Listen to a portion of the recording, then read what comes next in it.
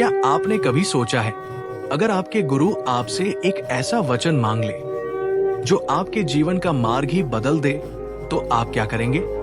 हनुमान पुराण के इस भाग 2 में हम देखेंगे पवन पुत्र हनुमान का अद्भुत सफर, गुरु सूर्य देव से ज्ञान प्राप्त करना, मित्र सुग्रीव की रक्षा का प्रण निभाना और फिर अपने आराध्य श्री राम के जीवन में प्रवेश करना। ये सिर्फ युद्ध और पराक्रम की कहानी नहीं, बल्कि मित्रता, कर्तव्य और अटूट भक्ति की ऐसी मिसाल है जिसे सुनकर आपका हृदय भी कह उठेगा, जय पवन सुत हनुमान। तो आइए इस दिव्य गाथा के पन्ने खोलते हैं और चलते हैं उस युग में जहां एक भक्त ने अपने प्रभु के लिए सब कुछ अर्पित कर दिया था। नमस्कार दोस्तों, हमारे चैनल वैदिक सभा में एक बार फिर से आप सभी का हार्दिक स्वागत है, जहां आपको मिलती है सनातन धर्म की अमूल्य कथाएं, गहरे रहस्य और प्राचीन ज्ञान। हनुमान का जन्म और शिक्षा। हनुमान का जन्म एक बहुत ही असाधारण और दैवीय घटना थी। पौराणिक कथाओं के अनुसार वे भगवान शिव के 11वें रुद्रावतार थे। हनुमान का जन्म एक ऐसे समय में हुआ था जब पृथ्वी पर राक्षसों का अत्याचार बढ़ रहा था और देवताओं को भगवान विष्णु के अवतार की प्रतीक्षा थी जो रावण का वध कर सके। हनुमान का जन्म अंजनी और केसरी के घर हुआ था। अंजनी एक शापित अप्सरा थी जिन्हें श्राप मिला था कि जब तक वे एक पुत्र को जन्म नहीं देती, वे अपनी असल रूप में नहीं लौट सकती। अंजनी ने भगवान शिव की घोर तपस्या की और भगवान शिव ने उन्हें वरदान दिया कि उनका पुत्र स्वयं उनके अंश से जन्म लेगा। पवन देव ने भगवान शिव के इस अंश को अंजनी के गर्भ में स्थापित किया और इस तरह हनुमान का जन्म हुआ। इसीलिए हनुमान को पवन पुत्र भी कहा जाता है। बचपन से ही हनुमान बहुत शक्तिशाली और शरारती थे। एक बार जब हनुमान बहुत भूखे थे तो उन्होंने सूर्य को एक बड़ा लाल फल समझकर खाने की कोशिश की। हनुमान ने एक ही छलांग में सूर्य की ओर उड़ान भरी, जिससे पूरी दुनिया में खलबली मच गई। देवताओं के राजा इंद्र ने हनुमान को रोकने के लिए उन पर अपने सबसे शक्तिशाली हथियार वज्र से प्रहार किया। वज्र के प्रहार से हनुमान बेहोश हो गए और नीचे गिर गए। ये देखकर पवन देव बहुत क्रोधित हुए।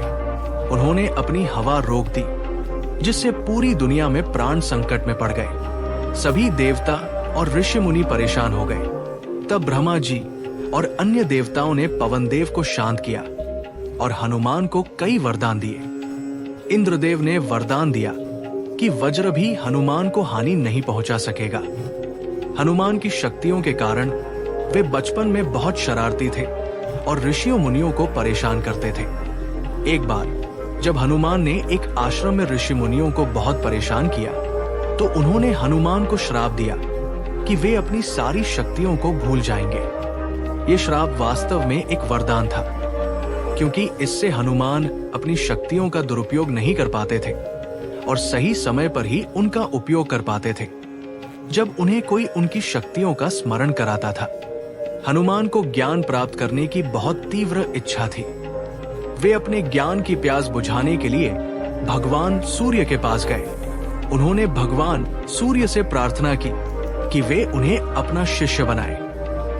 सूर्यदेव ने पहले तो हनुमान को सिखाने से इनकार कर दिया, क्योंकि वे हमेशा चलते रहते थे और उनका कोई निश्चित स्थान नहीं था। सूर्यदेव ने हनुमान को समझाया कि वे एक जगह ठहर कर उन्हें नहीं पढ़ा सकते, लेकिन हनुमान ने हार नहीं मानी। उन्होंने अपने दिमाग का उपयोग किया और कहा कि वे सूर्य के रथ के साथ साथ उड़ते हुए ही उनसे ज्ञान प्राप्त करेंगे। हनुमान की भक्ति और दृढ़ता को देखकर सूर्यदेव बहुत प्रभावित हुए और उन्होंने हनुमान को अपना शिष्य बना लिया। हनुमान ने सूर्य के रथ के साथ चलते हुए ही उनसे वेद, पुराण, व्याकरण और सभी प्रकार का ज्ञान प्राप्त किया। हनुमान ने इतनी तेजी से सीखा कि सूर्यदेव भी चकित रह गए। उन्होंने बहुत ही कम समय में, कुछ ही दिनों में सभी ज्ञान प्राप्त कर लिए। जब हनुमान की शिक्षा पूरी हो गई तो उन्होंने अपने गुरु सूर्यदेव से गुरु दक्षिणा के बारे में पूछा। सूर्यदेव जानते थे कि हनुमान के पास पहले से ही सब कुछ है, इसलिए उन्होंने गुरु दक्षिणा के रूप में हनुमान से अपने पुत्र सुग्रीव की रक्षा करने का वचन मांगा। सूर्यदेव को पता था कि सुग्रीव को भविष्य में बहुत सी कठिनाइयों का सामना करना पड़ेगा। हनुमान ने बिना किसी हिचकिचाहट के ये वचन दिया। उन्होंने प्रतिज्ञा की कि वे जीवन भर सुग्रीव की रक्षा करेंगे। ये वचन ही बाद में हनुमान को सुग्रीव से जोड़ता है और उन्हें भगवान राम से मिलाता है, जो रामायण की कहानी का एक महत्वपूर्ण हिस्सा है। इस तरह हनुमान ने न केवल ज्ञान प्राप्त किया, बल्कि अपने गुरु के प्रति अपनी अटूट भक्ति और निष्ठा का भी प्रदर्शन किया। हनुमान और भगवान शिव का संबंध। पौराणिक कथाओं में हनुमान और भगवान शिव के बीच का संबंध बहुत ही गहरा और अद्वितीय माना जाता है। हनुमान को भगवान शिव के 11वें रुद्रावतार के रूप में जाना जाता है। इस संबंध की जड़ें बहुत गहराई तक जाती हैं और ये भगवान शिव और भगवान विष्णु के बीच की अभिन्नता को भी दर्शाती हैं। जब पृथ्वी पर अधर्म का भार बढ़ गया और राक्षसराज रावण का अत्याचार बढ़ गया, तो सभी देवताओं ने भगवान विष्णु से इस संकट से मुक्ति दिलाने की प्रार्थना की। भगवान विष्णु ने रावण का वध करने और धर्म की स्थापना करने के लिए अयोध्या के राजा दशरथ के पुत्र के रूप में राम अवतार लेने का निर्णय लिया। जब भगवान शिव को इस अवतार के बारे में पता चला, तो उन्होंने भी भगवान राम की सेवा करने और उनकी लीलाओं में सहायक बनने का निश्चय किया। भगवान शिव ने स्वयं कहा था कि जो लोग मुझ में और भगवान विष्णु में कोई अंतर देखते हैं, वे पाप के भागी होते हैं। वे दोनों एक ही हैं, बस अलग अलग रूपों में प्रकट होते हैं। भगवान शिव ने अपने एक अंश से हनुमान के रूप में जन्म लिया, ताकि वे भगवान राम की सेवा कर सके। इस संबंध का एक बहुत ही सुंदर और कम ज्ञात उदाहरण तब मिलता है जब भगवान राम अभी शिशु थे। भगवान शिव अपने स्वामी की लीलाओं को देखने के लिए इतने उत्सुक थे कि उन्होंने अयोध्या में कई बार अलग अलग रूपों में प्रवेश किया। कभी वे एक साधु के रूप में आए, कभी एक विद्वान के रूप में और कभी त्रिकालदर्शी ज्योतिषी के रूप में। वे राजा दशरथ के महल में आते और भगवान राम को देखते थे। एक बार भगवान शिव ने एक मदारी का वेश धारण किया। उनके साथ एक बंदर भी था, जो वास्तव में हनुमान थे। मदारी यानी भगवान शिव उस बंदर को लेकर अयोध्या की गलियों में घूमने लगे। जब वे राजा दशरथ के महल के सामने से गुजर रहे थे, तो छोटे भगवान राम और उनके भाई लक्ष्मण ने उन्हें देखा। वे उस अद्भुत बंदर को देखकर बहुत प्रसन्न हुए। भगवान शिव मदारी के रूप में उस बंदर से तरह तरह के कर्तव्य करवा रहे थे। बंदर यानी हनुमान भगवान राम को देखकर बहुत ही अद्भुत और मनमोहक नृत्य कर रहा था। भगवान राम उस बंदर से इतना प्रभावित हुए कि उन्होंने अपने भाई लक्ष्मण से कहा कि वे इस बंदर को अपने पास रखना चाहते हैं। भगवान राम ने मदारी से उस बंदर को खरीदने की इच्छा व्यक्त की। मदारी, जो वास्तव में भगवान शिव थे, इसी उद्देश्य से आए थे। उन्होंने भगवान राम को खुशी खुशी वो बंदर दे दिया। इस प्रकार हनुमान को अपने स्वामी श्री राम के साथ रहने का अवसर मिला और उन्होंने बचपन से ही उनकी सेवा शुरू कर दी। ये घटना न केवल हनुमान और भगवान शिव के बीच के गहरे संबंध को दर्शाती है, बल्कि ये भी दिखाती है कि भगवान शिव अपने स्वामी भगवान राम की सेवा करने के लिए कितने उत्सुक थे। हनुमान का जीवन भगवान राम की सेवा के लिए ही समर्पित था। उन्होंने जीवन भर भगवान राम के प्रति अपनी अटूट भक्ति और निष्ठा का प्रदर्शन किया, जिससे वे राम भक्त हनुमान के रूप में पूजे जाने लगे। इस प्रकार हनुमान केवल एक वानर योद्धा नहीं थे, बल्कि वे भगवान शिव के अवतार थे, जिन्होंने अपने जीवन का एकमात्र उद्देश्य भगवान राम की सेवा करना बनाया। ये उनके चरित्र की सबसे महत्वपूर्ण विशेषताओं में से एक है। सुग्रीव का निर्वासन और हनुमान की वफादारी। किष्किंधा के राजा बाली और उनके छोटे भाई सुग्रीव के बीच का संबंध बहुत गहरा था। वे एक दूसरे से बहुत प्रेम करते थे, लेकिन एक घटना ने उनके जीवन को पूरी तरह से बदल दिया। एक बार दुंदुभी नामक एक मायावी राक्षस जो अपनी शक्ति के घमंड में चूर था, किष्किंधा के द्वार पर आया। वो बाली को युद्ध के लिए ललकारने लगा। दुंदुभी ने अपनी गर्जना से पूरी किष्किंधा को हिला दिया। बाली अपनी प्रजा की रक्षा के लिए और अपने अहंकार के कारण उस राक्षस से लड़ने के लिए तैयार हो गए। बाली ने सुग्रीव को अपने साथ चलने के लिए कहा। वे दोनों राक्षस का पीछा करने लगे, जो एक विशाल गुफा में घुस गया। बाली ने सुग्रीव से कहा, तुम यही गुफा के बाहर मेरी प्रतीक्षा करो, मैं इस राक्षस को मारकर जल्द ही वापस आऊंगा।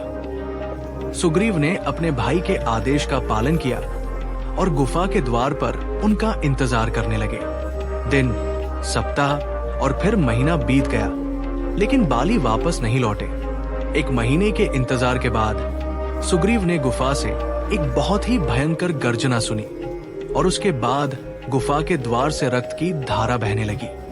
सुग्रीव ने सोचा कि बाली और राक्षस दोनों की मृत्यु हो गई है, लेकिन राक्षसों के डर से और अपनी प्रजा की रक्षा के लिए उन्होंने गुफा के द्वार को एक विशाल चट्टान से बंद कर दिया। सुग्रीव ने सोचा कि अगर वो द्वार को खुला छोड़ देता है तो राक्षस बाहर निकलकर पूरी किष्किंधा को नष्ट कर देगा।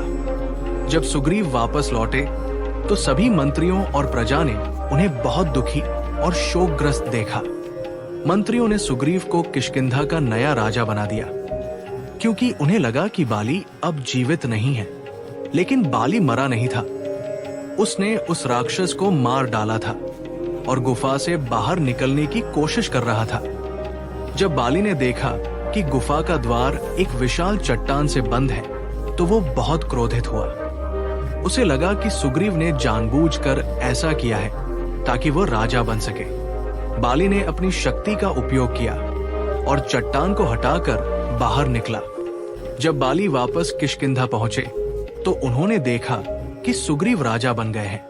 बाली का क्रोध और बढ़ गया। उन्होंने सुग्रीव को धोखेबाज माना और उनके साथ दुर्व्यवहार किया। बाली ने सुग्रीव का राज्य और उनकी पत्नी रुमा को भी छीन लिया। उन्होंने सुग्रीव को मार डालने की कोशिश की, लेकिन सुग्रीव किसी तरह अपनी जान बचाकर भाग गए। इस कठिन समय में हनुमान ने सुग्रीव का साथ नहीं छोड़ा।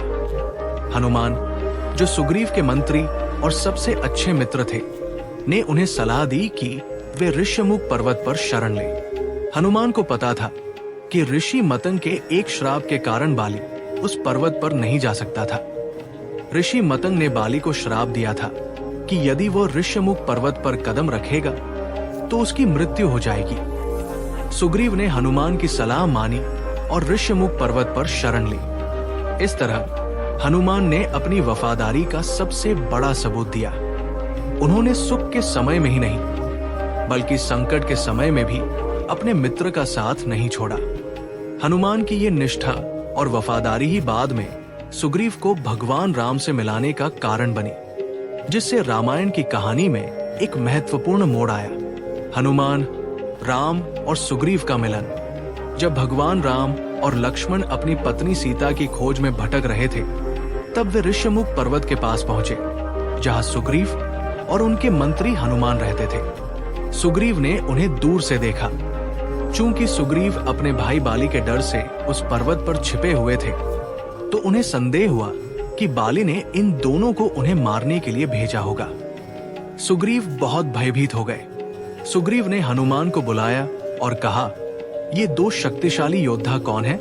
उनका वेश देखकर लगता है कि वे कोई राजा के पुत्र हैं। मुझे डर है कि बाली ने उन्हें मुझे मारने के लिए भेजा है। तुम एक साधारण व्यक्ति का वेश धारण करो और जाकर उनका पता लगाओ। हनुमान ने अपने स्वामी की आज्ञा का पालन किया। उन्होंने एक ब्राह्मण का वेश धारण किया और बड़ी विनम्रता से भगवान राम और लक्ष्मण के पास गए। उन्होंने दोनों भाइयों को प्रणाम किया और उनसे पूछा, हे महापुरुषों, आप कौन हैं? आप इस घने जंगल में क्यों भटक रहे हैं? आपके चेहरे पर इतना तेज और सौंदर्य है कि आप कोई साधारण व्यक्ति नहीं लगते। हनुमान की मीठी और बुद्धिमान वाणी सुनकर भगवान राम बहुत प्रभावित हुए। उन्होंने लक्ष्मण से कहा, देखो, इस वानर की वाणी में कितनी विनम्रता और विद्वत्ता है। ये कोई साधारण वानर नहीं हो सकता। तब लक्ष्मण ने हनुमान को बताया कि वे अयोध्या के राजा दशरथ के पुत्र हैं और उनका नाम राम और लक्ष्मण है। उन्होंने हनुमान को बताया कि रावण ने उनकी पत्नी सीता का हरण कर लिया है और वे सीता की खोज में भटक रहे हैं। लक्ष्मण ने हनुमान को उनके वनवास की पूरी कहानी सुनाई। ये सुनकर हनुमान बहुत भावुक हो गए। उन्होंने तुरंत पहचान लिया कि ये कोई साधारण व्यक्ति नहीं, बल्कि स्वयं भगवान विष्णु के अवतार है।